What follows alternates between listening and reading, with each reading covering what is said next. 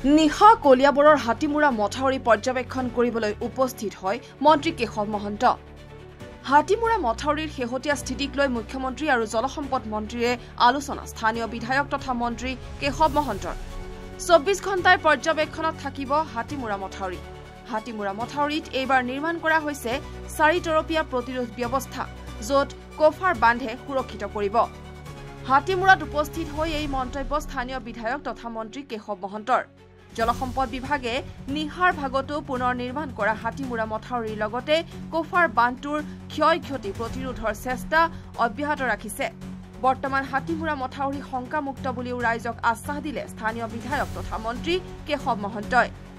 বিগত কেইবাদিন ধৰি ব্ৰহ্মপুত্ৰৰ জলপৃষ্ঠ বৃদ্ধি পোৱাত হাতীমুৰা মথাউৰিৰ লগতে মথাউৰিৰ সন্মুখত নিৰ্মাণ কৰা কোফাৰ বান্ধ লৈ ভাবুকি অহাত পুনৰ শংকিত হৈ পৰা কলিয়াবৰবাসী ৰাইজক আশ্বাস প্ৰদান কৰিলে মন্ত্ৰী কেশৱ মহন্তই।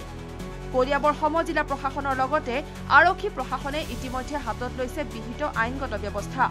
ইতিমধ্যে কলিয়াবৰৰ হাতীমুৰা মথাউৰিত 1631 PNSS 2023 অধীনত নিষেধাজ্ঞা জাৰি কলিয়াবৰ সমজিলা প্ৰশাসনৰ। উল্লেখযোগ্য যে শেহতীয়াকৈ 2024 চনৰ 2 জুলাইত হাতীমুৰা মথাউৰি ভাঙি কলং মুখেৰে সোমাই অহা ব্ৰহ্মপুত্ৰৰ বাঢ়নী পানীত 32খন গাঁৱৰ 21,852 গৰাকী লোক ক্ষতিগ্ৰস্ত হোৱাৰ লগতে এজন লোকে প্ৰাণ হেৰুৱাইছিল বানপানীত।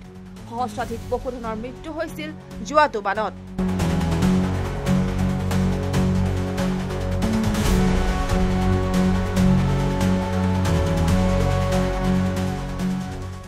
মাননীয় মুখ্যমন্ত্ৰীৰ লগত তাৰ বান পৰিস্থিতি চোৱাৰ কাৰণে যোৱাৰ কাৰণে মই আহি পোৱা দেৰি হৈছে। তাত মই মাননীয় মুখ্যমন্ত্ৰী ডাঙৰীয়া আৰু মাননীয়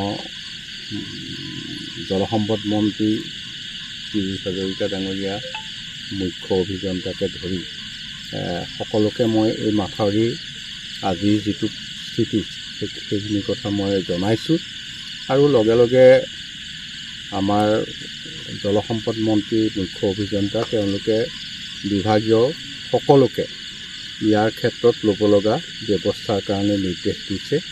আজি তাৰ কাম আৰম্ভ হৈছে। অহাকালিৰ পৰা পূৰ্ণদমে ইয়াত কেম্প কৰি সকলো ধৰণৰ পোহৰৰ ব্যৱস্থা কৰি গোটেইখিনি ইয়াত 24 ঘণ্টাই পৰ্যবেক্ষণৰ মাজত থাকিব। কিন্তু এইবাৰ আমি এটা কথা আমাৰ পৰিলক্ষিত হৈছে, এই কলঙৰ মুখখনত 4 তৰপীয়া এটা প্ৰতিৰোধৰ ব্যৱস্থা আছে। কপাৰ বান্ধ আছে, মূল বান্ধটো আছেই। তাৰপিছত আকৌ মূল বান্ধটো পাৰ হৈ আৰু এটা বান্ধ আমি তাত দিয়া হৈছিল। আৰু মাজৰ যিখিনি ঠাই সেইখিনিতো আমি মূল পিছৰ বান্ধটো পোৱাৰ আগতে মাজৰ যিখিনি ঠাই য'ত সদায় বইলিং হয় সেই জেগাখিনিও এইবাৰ আমি পুতি পেলাই সমান কৰিছোঁ। গতিকে এইবাৰ যিখিনি কথা আগতে আমাৰ অজ্ঞাতে ইয়াত যি পানীৰ দ্বাৰা দুৰ্ঘটনা ঘটে, কিন্তু এইবাৰ সেইখিনি বৰ আগতীয়া ব্যৱস্থা গ্ৰহণ কৰিছে। আৰু গোটেইটো পৰ্যবেক্ষণত থাকিলে এইবাৰ কোনো ধৰণে আমাৰ এই মাথাউৰিৰ ক্ষেত্ৰত ক্ষতি হ'ব যে নোৱাৰে, এইটো আমি নিঃসন্দেহে আমি খাটাং কৰিব পাৰোঁ। আৰু বিভাগে এই ক্ষেত্ৰত ব্যৱস্থা লৈছে। স্থানীয় মহকুমা প্ৰশাসন বা আমাৰ মহকুমা মানে এতিয়া সমজিলা প্ৰশাসন, সমজিলা আৰক্ষী সকলোবিলাকে ইয়াত সম্পূৰ্ণ দৃষ্টি ৰাখিছে। আৰু ইয়াত 144 ধাৰা মই গম পাইছোঁ আজি জাৰি কৰিছে, যাতে ইয়াত বহুত ধৰণৰ অন্য ধৰণৰ লোকে আহি ইয়াত ক্ষতিসাধন বা একো কৰিব নোৱাৰে, তাৰ কাৰণে তেওঁলোকে ব্যৱস্থা লৈছে। মই আপোনালোকৰ সংবাদ মাধ্যমে গোটেই বিষয়টোক এইকেইদিন আপোনালোকৰ পৰ্যবেক্ষণত আছিল, ৰাইজে গম পাইছে। গতিকে আপোনালোকৰ জৰিয়তে মই সমূহ কলিয়াবৰবাসীয়ে নহয়, নগাঁওবাসী, অসমবাসী ৰাইজক জনাব বিচাৰিছোঁ যে সকলোৰে ইয়াত কোনো শংকা কৰিবলগীয়া নাই, শংকামুক্ত।